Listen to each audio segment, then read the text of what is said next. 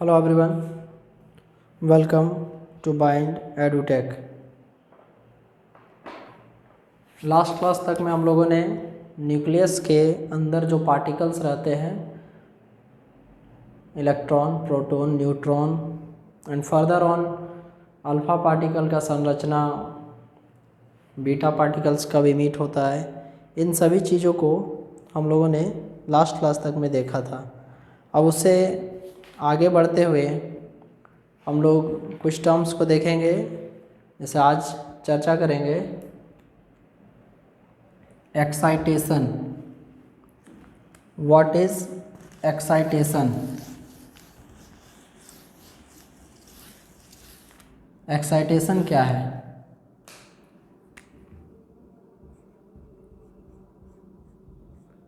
Excitation इसी में आएगा आगे। एक्साइटेशन पोटेंशियल क्या है, एंड उसके बाद आएगा एक्साइटेशन एनर्जी क्या है। देखिए, एक्चुअली जो डिफरेंट एनर्जी स्टेट होते हैं,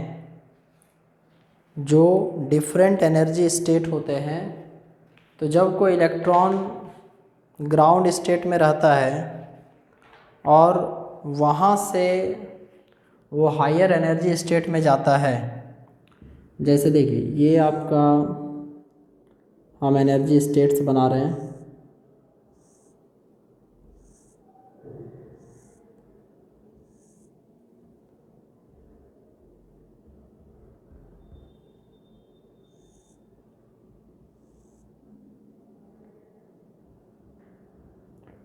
और ये रहा आपका ground energy state.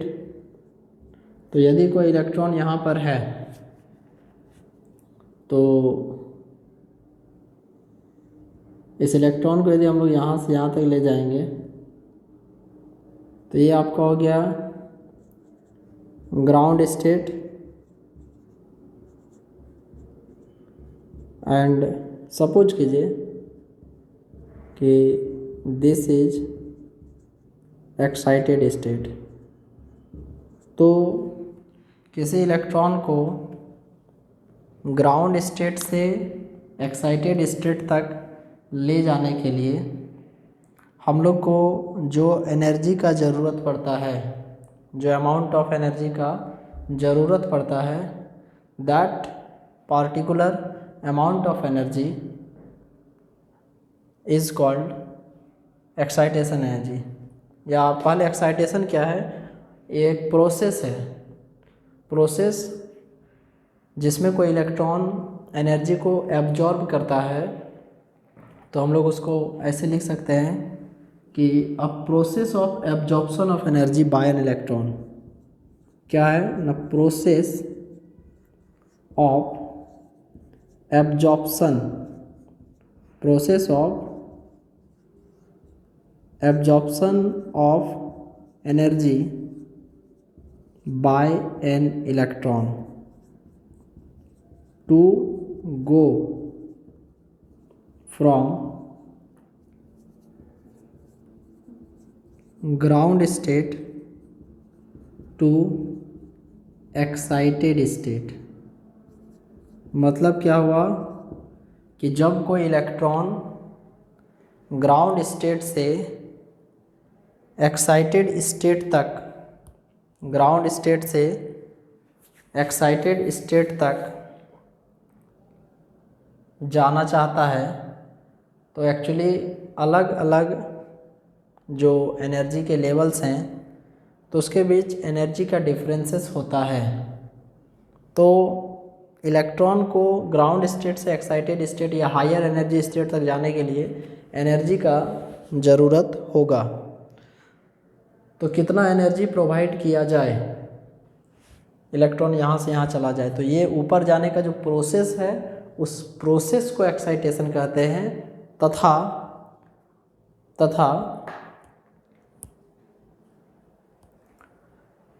Ground state से एक्साइटेड स्टेट तक जाने के लिए जो एनर्जी चाहिए उस एनर्जी को एक्साइटेशन एनर्जी कहेंगे और उस पोटेंशियल डिफरेंस को हम लोग एक्साइटेशन पोटेंशियल कहेंगे।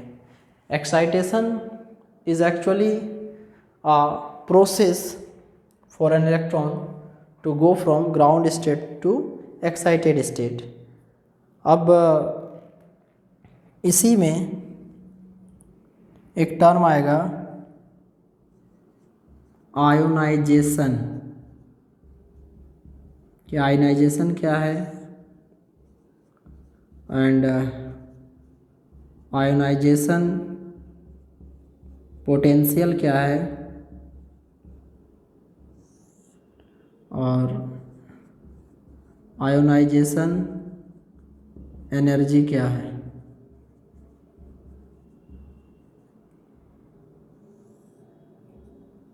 देखिए, सबसे पहले आयोनाइजेशन क्या है, आयोनाइजेशन पोटेंशियल क्या है और आयोनाइजेशन एनर्जी क्या है। तो देन एक्चुअली जो आयोनाइजेशन होता है वो भी एक प्रोसेस है, एक प्रक्रिया है। किस चीज़ का प्रक्रिया है ना, जैसे कोई भी इलेक्ट्रॉन जो कि किसी एटम के चारों ओर रहता है, न्यूक्लियस के चारों ओर रिवॉल्व करता है। जैसे ये एटम है और ये रहा आपका न्यूक्लियस एंड इस न्यूक्लियस के चारों ओर जो डिफरेंट ऑर्बिट्स हैं, मान लीजिए उसमें से किसी एक ऑर्बिट में यहाँ पर इलेक्ट्रॉन है। तो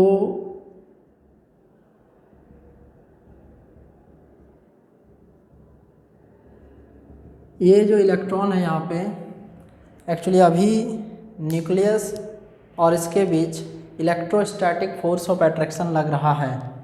तो इस इलेक्ट्रॉन को यदि हम लोग को डिटैच करना है या नॉकआउट करना है, डिटैच और नॉकआउट, यदि इस इलेक्ट्रॉन को हम लोग को बाहर निकालना है तो उस इलेक्ट्रॉन को यहाँ से बाहर निकालने के लिए, इस इलेक्ट्रॉन को यहाँ से बाहर निकालने के लिए, चलिए पहले बाहर निकालने का बात करते हैं। तो इलेक्ट्रॉन को इस एटम से यदि बाहर निकालना है तो इस प्रोसेस को हम लोग आयोनाइजेशन कहते हैं। कि द प्रोसेस ऑफ डिटैचिंग और knockout of an electron from an atom, that is called that process is called our ionization and the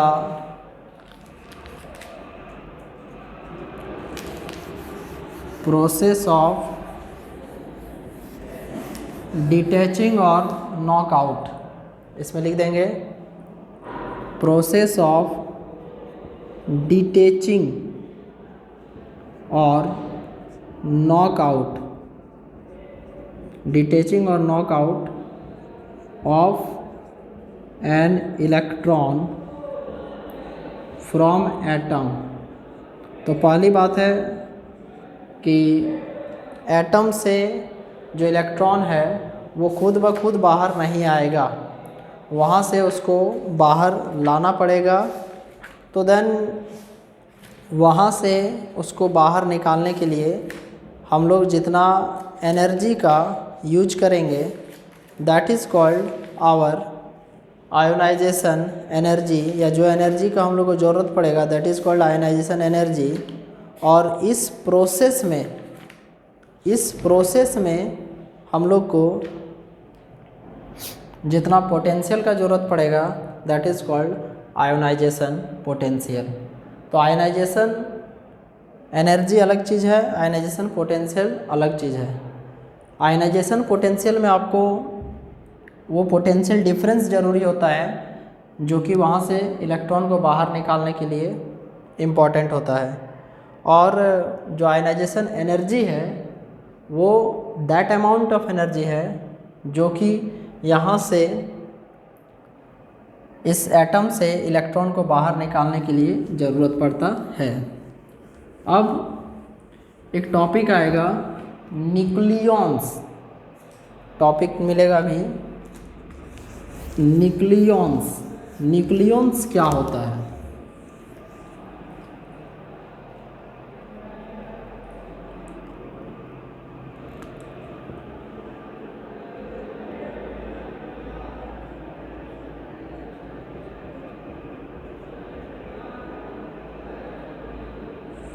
nucleons, देखिए इसको हम पहले आपको ऐसे समझाते हैं।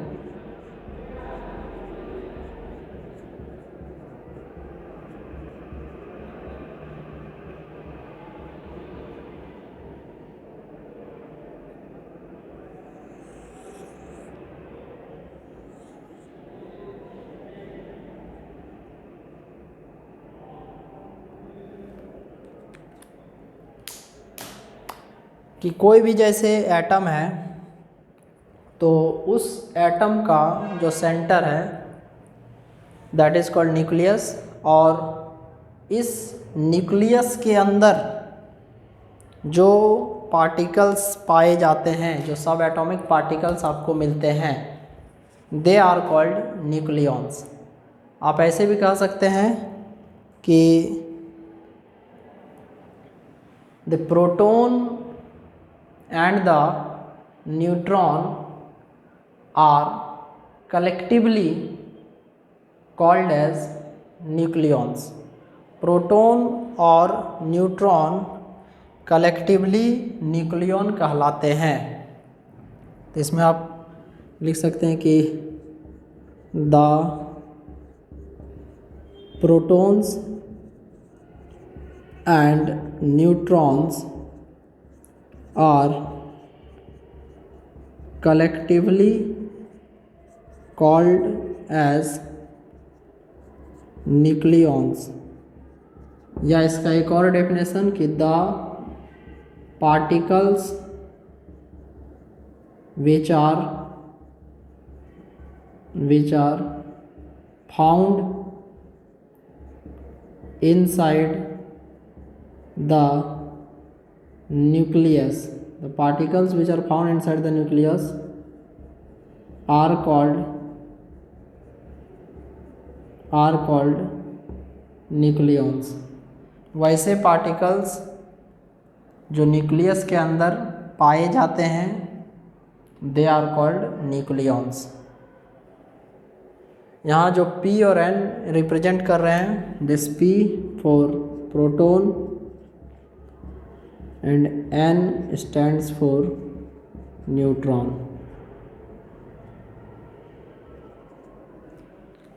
देन यहीं से हमारा कॉन्सेप्ट डेवलप होगा दो चीज़ों को लेकर, atomic number and atomic mass number. Atomic number और एक term atomic mass number. Atomic number और एटॉमिक मास नंबर सिर्फ और सिर्फ प्रोटॉन और न्यूट्रॉन से हम लोग बता सकते हैं एटॉमिक नंबर और मास नंबर को। वैसे इलेक्ट्रॉन का ज़रूरत पड़ता है, इसमें कोई भी शक नहीं है कि इलेक्ट्रॉन का ज़रूरत बिल्कुल पड़ता है, बट हम लोग इन दोनों से भी अपना काम कर सकते हैं।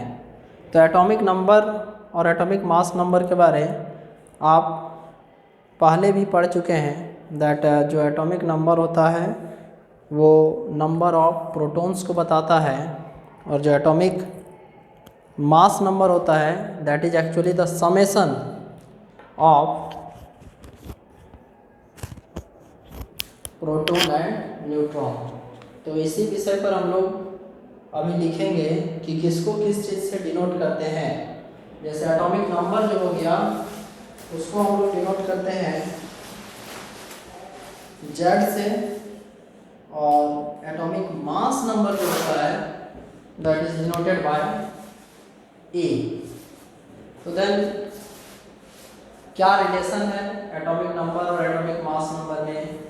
देखिए इसमें सबसे पहले तो एटॉमिक नंबर का यदि डेफिनेशन लिखेंगे तो उसमें हम लोग लिख सकते हैं कि the number of protons present inside the nucleus. The number of protons present inside the nucleus of an element is called atomic number. जैसे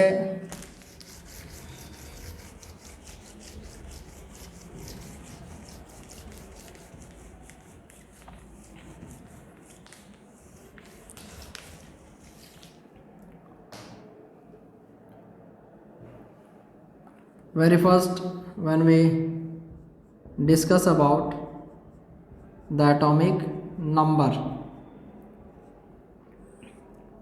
the number of protons present inside the nucleus is called atomic number. किसी भी atom का जो nucleus होता है, उस nucleus के अंदर जितने भी प्रोटॉन्स प्रेजेंट होते हैं, that number of protons is called atomic number and it is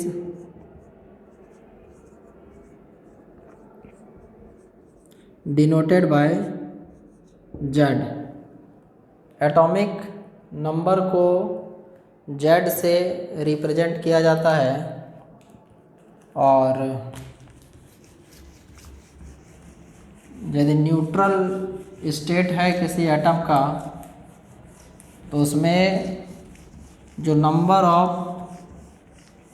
protons है और जो नंबर ऑफ इलेक्ट्रॉन्स है वो इक्वल होते हैं. For neutral atom number of proton is equal to number of electron. हाँ, इसमें एक चीज़ हमने ऐड किया है कि यदि न्यूट्रल कंडीशन में रहेगा तो आयंस के फॉर्म में यदि रहे तो वो सब कंडीशन में ये वैलिड नहीं होगा.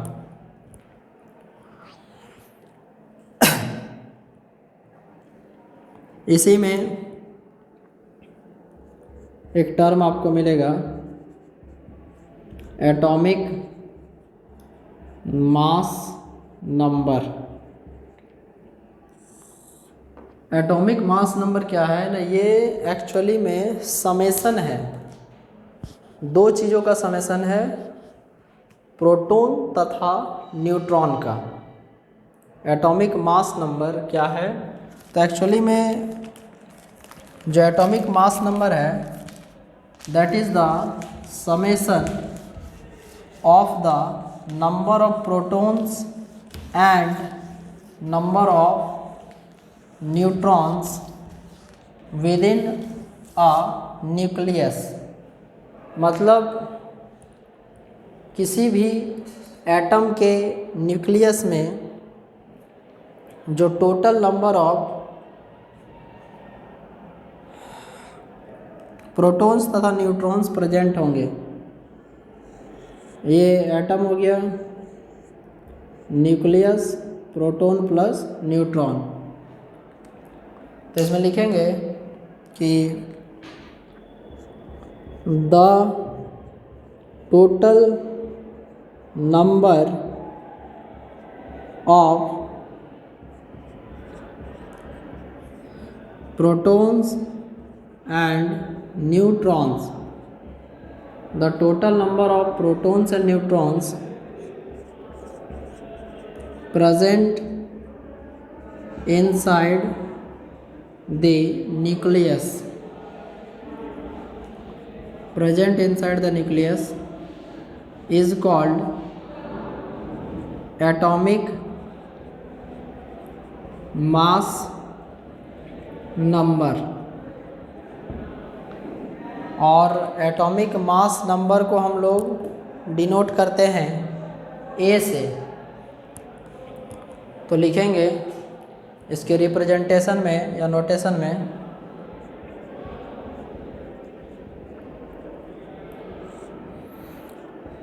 ए,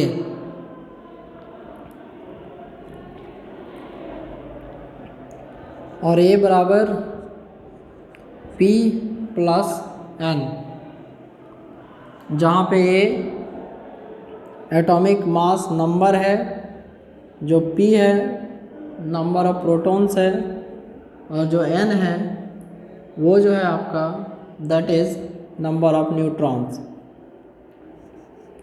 तो न्यूट्रल स्टेट में जहाँ P प्लस N है वहाँ हम लोग E प्लस N भी लिख सकते हैं, क्योंकि P is equal to E होता है, since P is equal to E। तो A इज़ इक्वल टू जहाँ E प्लस N है वहाँ आ जाएगा Z plus N, Z plus N, और यहाँ से N is equal to A minus Z, N is equal to A minus Z।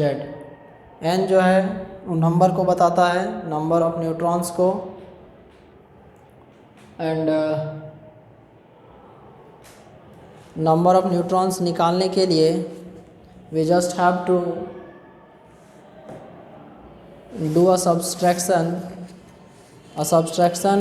Of atomic mass number to atomic number. Means atomic mass number में atomic number को यदि minus कर देंगे तो then we will have the number of neutrons. इससे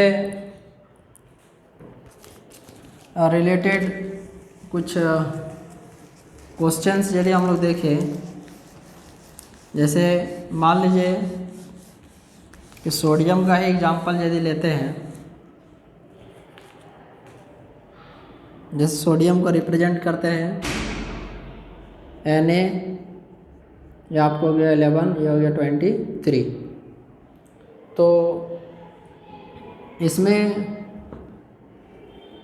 atomic number यदि जानना है, atomic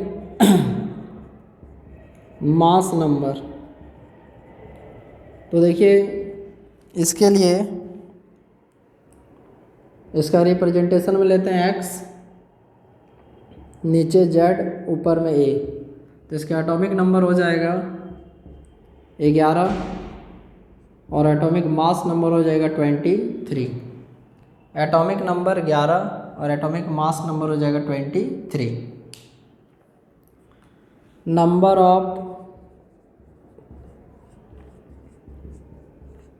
proton is equal to 11 और नंबर ऑफ न्यूट्रॉन निकालना पड़ेगा, और ये आपका हो जाएगा number of proton is equal to number of electron. ये हो जाएगा A माइनस Z। तो देखिए ये A है और ये Z है, तो A minus Z 23 minus 11 is equal to 12। तो इस प्रकार से हम लोगों ने देखा कि कैसे हम लोग atomic number, mass number, number of protons, number of electrons, इन सब का पार्टिकुलर रूप से कैलकुलेशन कर सकते हैं। तो स्टूडेंट्स अभी का क्लास हम लोग का यहीं तक रहेगा, एंड अगले क्लास में हम आपको साइज ऑफ न्यूक्लियस के बारे डिस्कशन करेंगे, और न्यूक्लियर डेंसिटी क्या होता है, उसका एक्सप्रेशन क्या होता है, तो उससे रिलेटेड क्वेश्चंस किस प्रकार से आते हैं। Take care of yourself. Thank you very much.